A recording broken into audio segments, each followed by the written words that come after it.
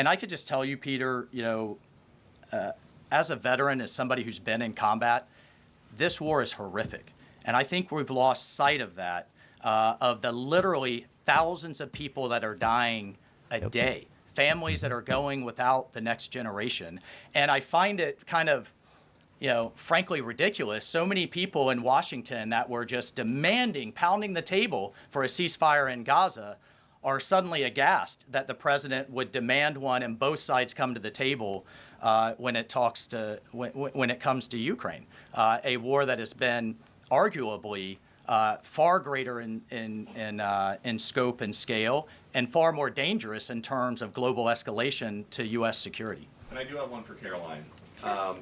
Does President Trump have a bet with Trudeau about this USA-Canada hockey game tonight?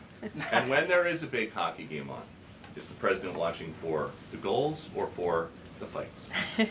Probably both. I think he's watching for the United States to win tonight. I know he talked to the USA hockey team this morning. He talked to the players after their morning practice around 10 o'clock.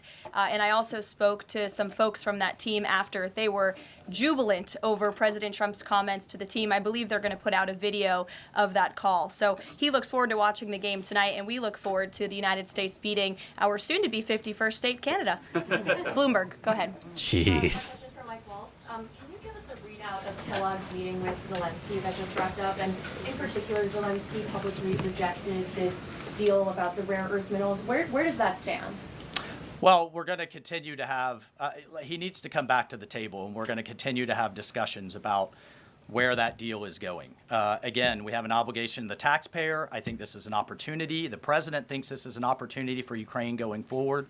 There can be, in my view, nothing better for Ukraine's future and for their security than to have the United States invested in their prosperity long term. And then a key piece of this has also been security guarantees. Look, the reality that we're talking about here is it in Ukraine's interest? Is it in Europe's interest? It certainly isn't in Russia's interest or in the American people's interest for this war to grind on forever and ever and ever. So a key part of his conversation was helping President Zelensky understand this war needs to come to an end. This kind of open-ended mantra that we've had under the Biden administration, that's over. And I think a lot of people are having a hard time accepting that. And then the other piece is there's been discussions from Prime Minister Starmer and also